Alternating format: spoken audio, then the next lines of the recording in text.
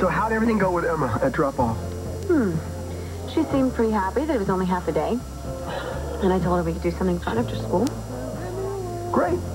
So far, so good. Until I mentioned that I was looking forward to parents' night. And she made it very clear that it was only for parents. She only wants you and Annie there. I will explain to Emma why Annie cannot be at parent night, okay? You got a plan? I guess I'm just gonna be her dad. Hey, just give it a little bit more time. She will remember how much she loves you. I am kind of lovable. That's why I married you. Only we don't know if we're really married, do we? I'm working on that. So, how do we help Kendall wipe Ricky off the map? Hey, I know you want to take a shot at this guy, and so do I, but we gotta do this right, okay? I know it's like a dangerous game that Kendall is playing, but part of me is kind of jealous. I didn't want to ask. This guy stood at our wedding, and he talked about love and understanding, and he is the reason that Zach is dead. And he will pay for it, I promise you.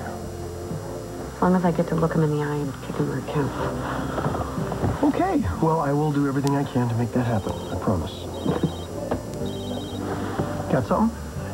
Subject is having breakfast at Confusion with Opal Cortland. Looking very cozy. Great, I'll be right there. Something okay? Yeah, some info on Ricky. Oh, go. I love you. I love you.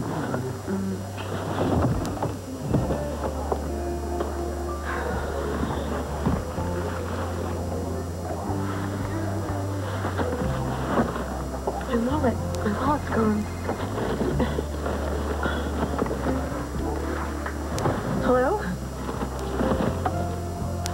What? That's impossible. I just dropped her off.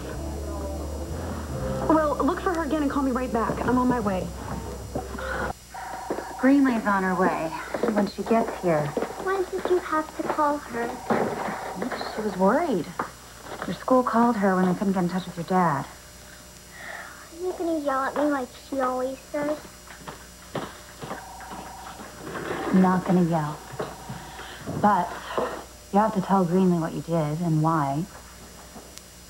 I miss my mom. I know you do, honey. And I wanted her to come to parents' night at school. I know. Hey. You want water? How about a chocolate muffin? My favorite. Mine too. Hey. There you go. Right? Here.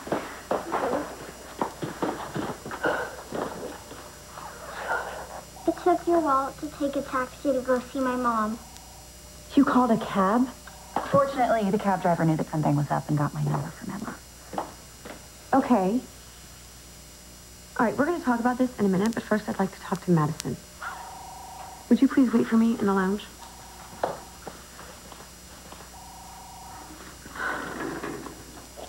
So, what'd you do? Take her out to buy some shoes? Maybe you guys hit the bar and had a drink or two. She misses her mother. And you're making this situation worse. What did you want me to do? Emma steals my wallet, leaves school, gets a cab to take her to see her crazy mother. And what do? You give her a hug and a chocolate muffin. You're going to make one hell of a mother. What was I supposed to do? Let Emma take a cab to the mental hospital? You weren't supposed to reward her for doing something dangerous. She was upset. She was on the verge of tears. So I gave her a muffin, not to reward her for what she did, but just to calm her down. You don't get it, do you? And then I told her how wrong she was and how... But you're not Emma's mother or stepmother, Madison. This is not your job.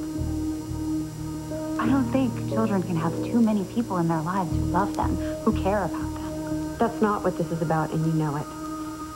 No. As usual, you're making this all about you. That's because it is. No matter how you try to explain it away, this is about me and Ryan trying to make this work with Emma. Guess what? Right now, it's not working. Which is why Emma gave the cab driver my number, because she knows I care about her. And her father. That is not fair. You've been hovering over Emma ever since Ryan left you, trying to do anything you can to stay attached to her. That's so not true. You are using Emma and this unborn baby to stay in Ryan's life because you still love him and you want him back. Why don't you just admit it? I don't want your life or your husband. I don't believe you. And my relationship with Emma, it is special because I think she's special. And she also happens to be Ryan's daughter, just like that baby you're carrying. You know, I remember you all wanting to be independent, having this baby on your own. Until I realized that Ryan deserves a chance to know his child. And that's why you're always trying to work your way back into his life, always being there for Emma. All in your head. Oh, really? Greenlee. Really? It's in my head? You're creating secret scrapbook web pages for Ryan. Okay, it wasn't a secret, okay? And I don't understand how you, with everything that you have, can care so much about my life. Because you won't stay out of ours. You're parading that belly around like it should just open doors for you. I'm not looking to have doors open for me. No? Really? It's not part of your plan? I don't have a plan. Okay? And I didn't get pregnant intentionally. That's still up for debate. You knew I was pregnant for a long time and never told Ryan. Neither did you. Okay, if I wanted Ryan back, if I wanted to break the two of you up, don't you think I would have told him a long time ago about being pregnant? Not always easy to figure out why you've done what you've done. Didn't say you're bright. You're always trying to make me the problem in your life, Greenlee. But actually, you're the problem. You're the one who kept a secret from your husband. You purposely kept Ryan from knowing about his child. And now every time you see me, it reminds you of what you did to the man that you claim to love. If you come after Ryan, if you come after my life, that little thing inside you will not be able to protect you from me.